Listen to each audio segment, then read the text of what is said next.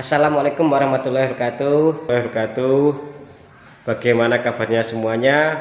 Mungkin untuk kelas 10 baru mengenal saya. Nama saya Pak Zainuddin, panggil aja Pak Zen.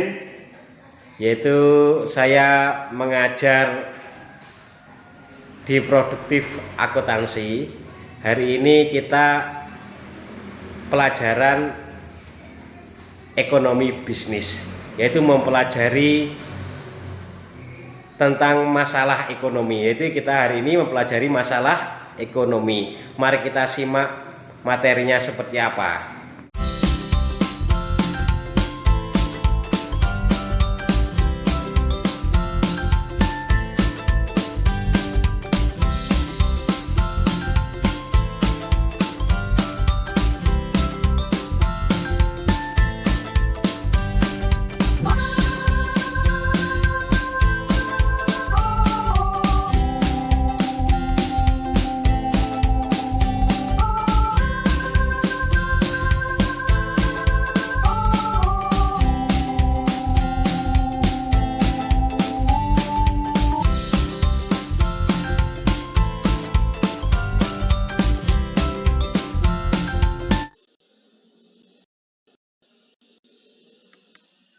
Assalamualaikum warahmatullahi wabarakatuh. Pada hari ini ketemu dengan saya Pak Zen. Diharapkan pada hari ini kalian semua masih dengan keadaan badan yang sehat walafiat. Memang di era ini memang banyak masalah-masalah, terutama masalah COVID. Biarkan nanti untuk semua siswa tetap menjaga kesehatan dan keluar memakai masker. Sebelum kita mulai pelajaran pada pelajaran ekonomi bisnis, mari kita buka dengan doa agar kita mendapatkan ilmu yang bermanfaat. Mari kita berdoa bersama-sama menurut keyakinannya masing-masing. Berdoa.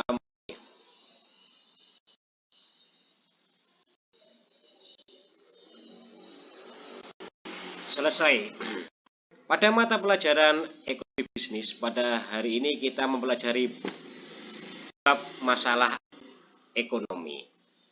Ya, sebelum kita mempelajari bab masalah ekonomi, kita harus paham apakah kompetensi yang harus dikuasai pada hari ini. Ya, ini kita harus mempelajari tentang kompetensi dasar, yaitu kompetensi dasar yang harus dikuasai, yaitu 3.1 mengevaluasi masalah-masalah ekonomi, dan 4.1 menyajikan solusi terhadap masalah ekonomi di lingkungannya, yaitu pengetahuannya mengevaluasi masalah-masalah ekonomi yang untuk keterampilannya menyajikan solusi terhadap masalah ekonomi di lingkungan. Nah, untuk bab 1 masalah ekonomi, inti masalah kita harus paham inti masalah ekonomi. Inti masalah ekonomi yang dibahas pada bab ini adalah masalah pokok ekonomi yang dihadapi setiap individu atau kelompok masyarakat siapapun mereka tanpa terkecuali. Masalahnya adalah bagaimana manusia memenuhi kebutuhannya yang tidak terbatas dengan alat pemuas kebutuhan yang terbatas. Inti masalah ekonomi ini berhubungan dengan kelangkaan semua manusia, baik yang kaya maupun yang miskin, pasti akan menghadapi masalah. Permasalahan ekonomi, itu permasalahan pokok ekonomi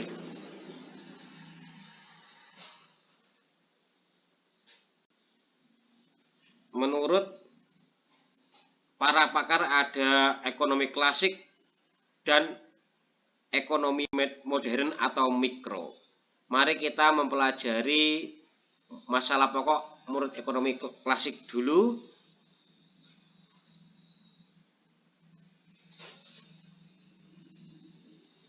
yaitu masalah produksi. Yaitu pertama kita mempelajari masalah pokok ekonomi menurut ekonomi klasik. Pertama yaitu produksi. Produksi adalah kegiatan ekonomi yang paling utama. Jika produksi tidak berlangsung dengan baik sesuai dengan rencana dan keadaan, barang dan jasa tidak akan tersedia. Oleh sebab itu, keberlangsungan produksi atau kegiatan menghasilkan ini menjadi masalah utama yang harus dihadapi. Jika masyarakat ingin menjadi makmur. Kegiatan produksi ini menyangkut kegiatan menyediakan bahan baku, bahan penolong, pemanfaatan tenaga kerja, pengaturan teknik produksi, dan hal-hal lain yang berhubungan dengan kegiatan produksi.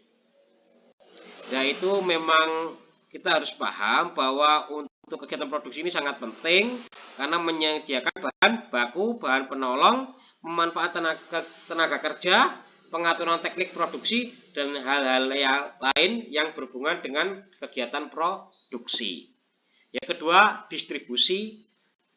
Distribusi adalah kegiatan ekonomi yang berhubungan dengan kegiatan menyalurkan barang dari tempat produsen ke tempat konsumen.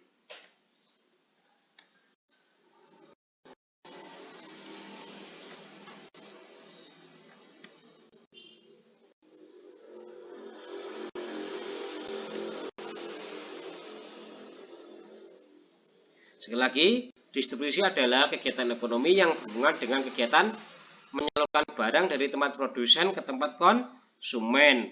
Kegiatan konsumsi tidak akan dapat berlangsung dengan baik jika kegiatan distribusi terganggu. Oleh karena itu, kegiatan distribusi menjadi kegiatan ekonomi yang harus direncanakan sedemikian rupa sehingga tepat baik dari segi waktu maupun dari segi pembiayaan. Bisa saja kegiatan distribusi tepat waktu, tetapi pemindahan barang memerlukan biaya yang sangat mahal. Demikian juga bisa saja biaya pemindahan barang murah, tetapi tidak tepat waktu. Dua masalah distribusi yang seperti demikian tentu harus dihadapi. Yang cek konsumsi. Kegiatan konsumsi adalah kegiatan memanfaatkan atau menghabiskan nilai guna suatu barang. Kegiatan konsumsi tentu memerlukan taktik dan strategi. Pasalnya ada beberapa sumber daya yang tidak terus-menerus dikonsumsi, akan habis pada sewaktu-waktu dan memicu kelangkaan. Oleh sebab itu, memerlukan beberapa langkah alternatif dalam konsumsi barang dan jasa.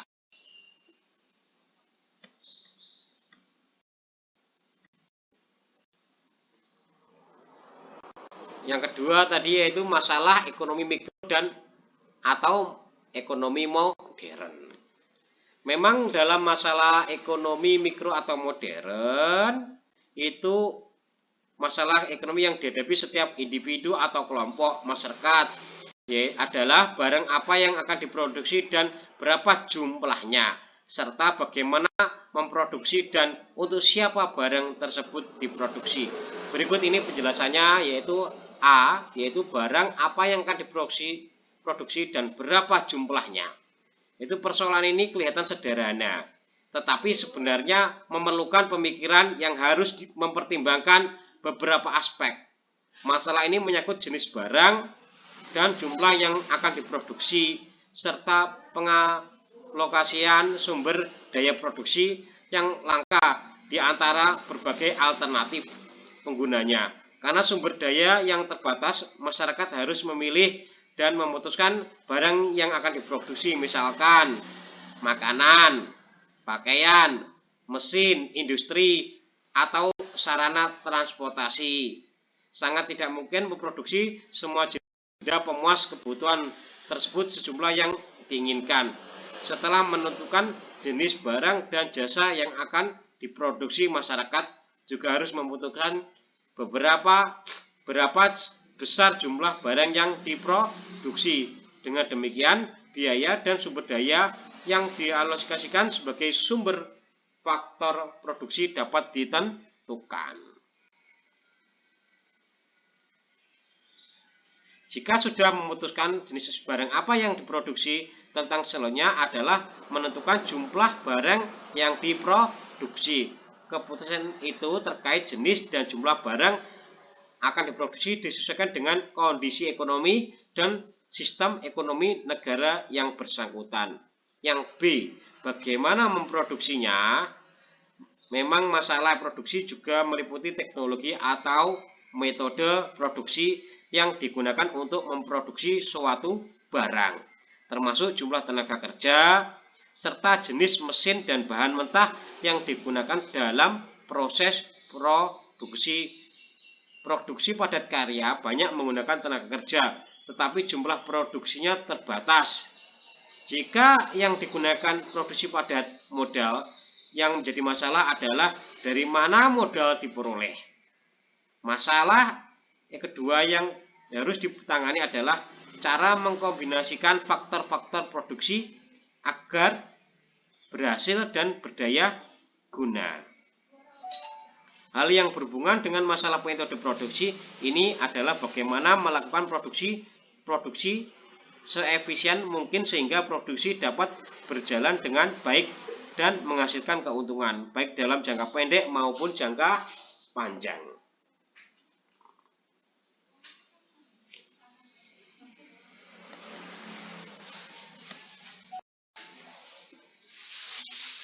C, kita selanjutnya mempelajari solusi. Nah, solusi terhadap masalah ekonomi. Memang tadi kita kan masalah-masalah, sekarang solusi terhadap masalah ekonomi. Masalah ekonomi yang terjadi tentu harus diatasi agar kemakmuran masyarakat dapat diwujudkan. Masalah ekonomi dapat diatasi dengan beberapa alternatif seperti membuat pilihan untuk bertindak, mempertimbangkan biaya, peluang, menyusun skala prioritas, mengelola keuangan, dan memilih sistem ekonomi yang tepat untuk perekonomian suatu negara. Yaitu pertama, yaitu membuat pilihan yang tepat untuk bertindak.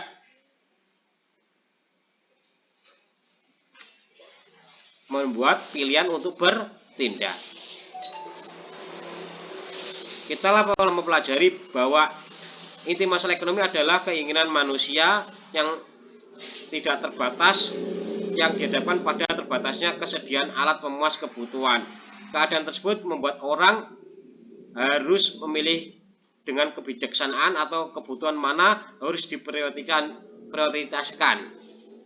Pemenuhannya di antara lain beberapa keinginan atau kebutuhan yang ada.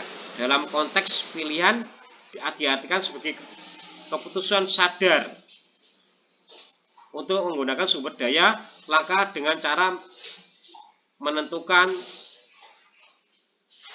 pilihan. Ada beberapa hal yang harus dilakukan, antara lain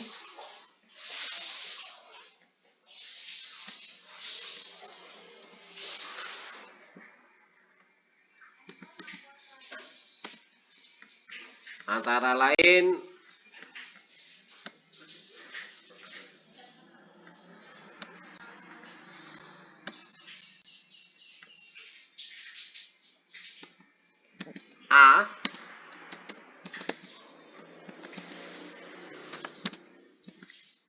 Analisis biaya peluang.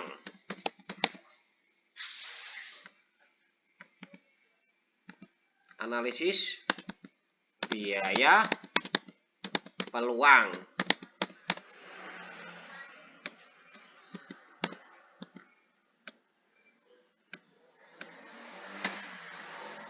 Biaya peluang adalah nilai barang dan jasa yang dikorbankan karena memilih alternatif tindakan yang dilakukan. B, yaitu kita analis biaya pemanfaatan.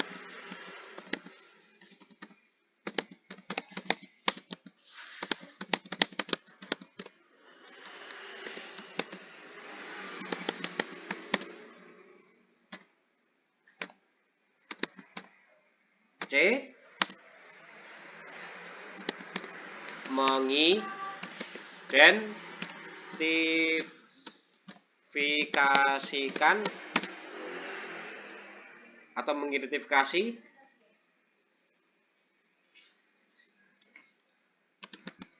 faktor pendorong kegiatan ekonomi.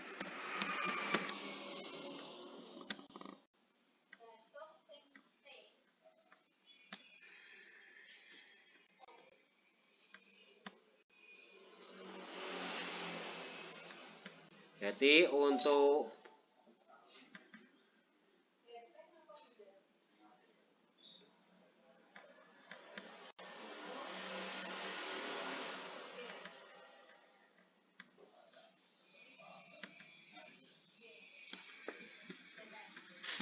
ya, solusinya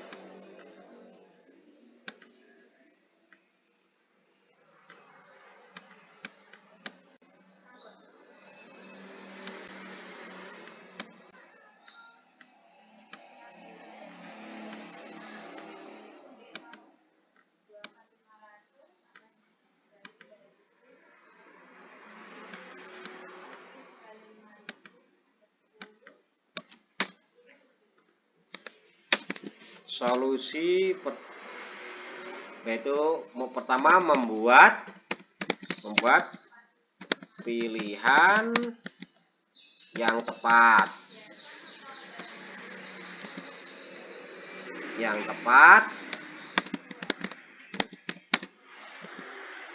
untuk bertindak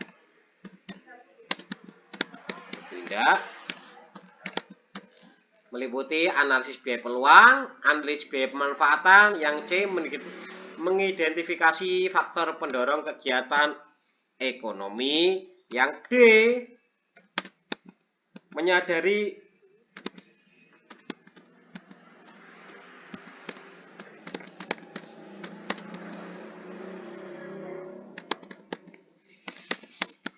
trade-off. Maksudnya trade-off ini adalah situasi ketika seseorang harus membuat keputusan untuk memilih suatu hal dengan mengorbankan hal yang lain dengan alasan ekonomis. Yang E berpegangan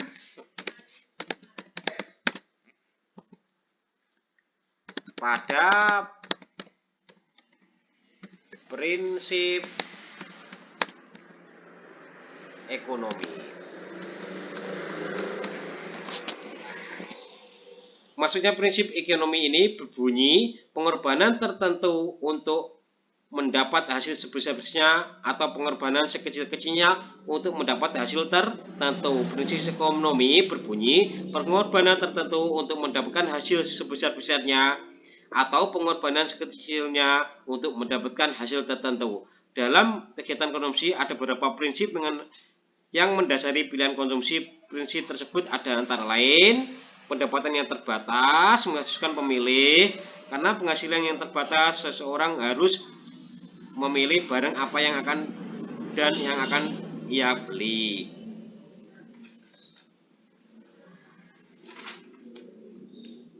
Kedua, konsumen membuat keputusan dengan mempertimbangkan alternatif.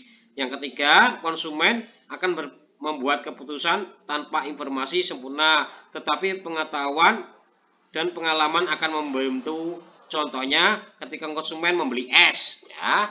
Contohnya seperti konsumen membeli es krim yang ternyata rasanya tidak enak. Pengalaman itu memberi informasi untuk tidak lagi membuat es krim. Contohnya tak tulis di sini ya. Contohnya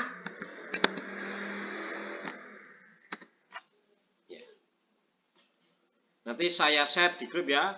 Jadi contohnya ketika konsumen membeli es krim yang ternyata rasanya tidak enak, pengalaman itu memberinya informasi untuk tidak lagi membeli es krim di tempat yang sama. Terus terjadi hukum nilai guna marginal, yaitu ketika jumlah konsumen meningkat, nilai marginal yang dapat dari mengonsumsi unit tambahan mula-mulanya meningkat sampai titik tertentu sampai akhir menurun.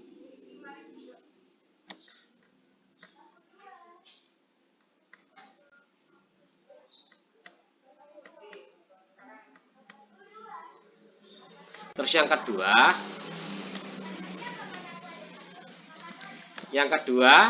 memanfaatkan biaya peluang.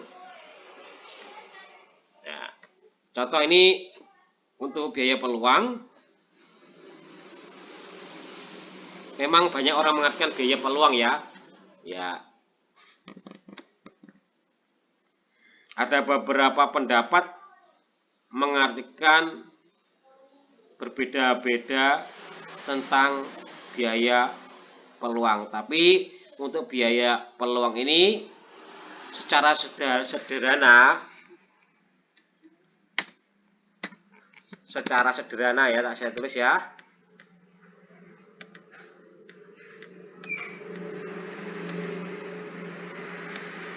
Secara sederhana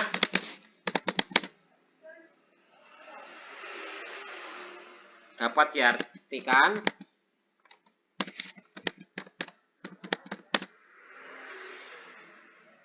sebagai segala sesuatu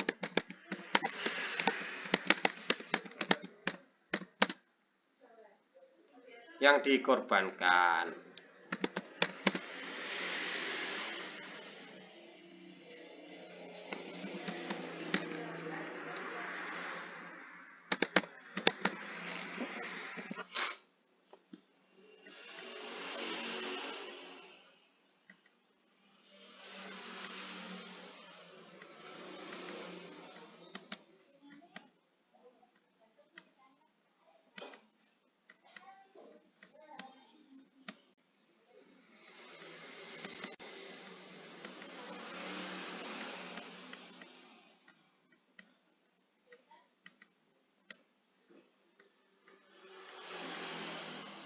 Oke.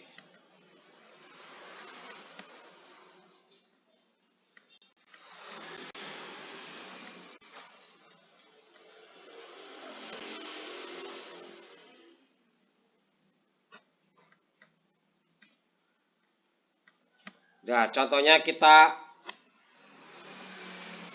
ya, contoh menurutnya George Mankiw, yaitu biaya peluang adalah segala sesuatu yang harus dikorbankan untuk memperoleh sesuatu. Ya, ini banyak sekali artinya. Kita belajar untuk soal. Untuk contohnya, ini contoh seperti ini. Sepasang suami istri ingin pergi bertamasya ke salah satu tempat wisata. Untuk keperluan itu mereka harus membayar biaya transportasi sebesar 300.000 dan membeli tiket masuk sebesar 100.000.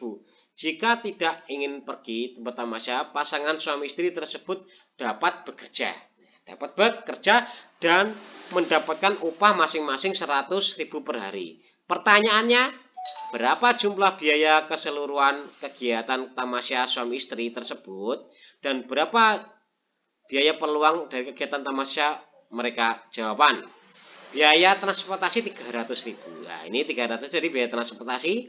Tiket masuk tempat wisata 100.000. Nah, ini 100.000. Total biaya yang dibayar atau biaya eksplisit yaitu 400.000. Penghasilan jika tidak bertamasya biaya implisit yaitu 200.000. 200.000 dari mana, Pak? Dari ini. Yaitu pasangan suami istri bekerja masing-masing dapat upah itu 100.000 per hari. Jadi kalau istri 100.000, suami 100.000, total 200.000. Jadi biaya bertamasya sebenarnya tidak 400.000 tapi 600.000. Dari total tadi memang pengeluaran asli dan kalau tidak bekerja. Ketika bekerja dapat gaji total dari suami istri 200.000, total 600.000. Jadi biaya yang dikorbankan bukan hanya biaya yang nyata-nyata dibayar, tetapi termasuk pendapatan yang tidak diperoleh karena memilih untuk pergi tamasya. Sementara itu biaya peluangnya adalah pendapatan yang tidak dapat karena memilih untuk pergi bertamasya, yaitu 200.000. Ya. Nah, seperti itu aja contohnya. Sebenarnya orang bertamasya tadi kalau menurut masalah biaya peluangnya itu memang 200.000. Kenapa? Karena kalau bekerja suami itu total 100.000 menjadi 200.000. Tapi sebenarnya biaya tempat tamasya itu 600.000 dari pengeluarannya ditambah biaya. Sebenarnya kalau tidak bekerja dapat gaji total 200.000, jadi total 600.000. Terima kasih untuk hari ini. Materinya itu aja, kita lanjutkan minggu depan. Nanti untuk tugas-tugasnya saya upload di Google Classroom. Terima kasih. Wassalamualaikum warahmatullahi wabarakatuh.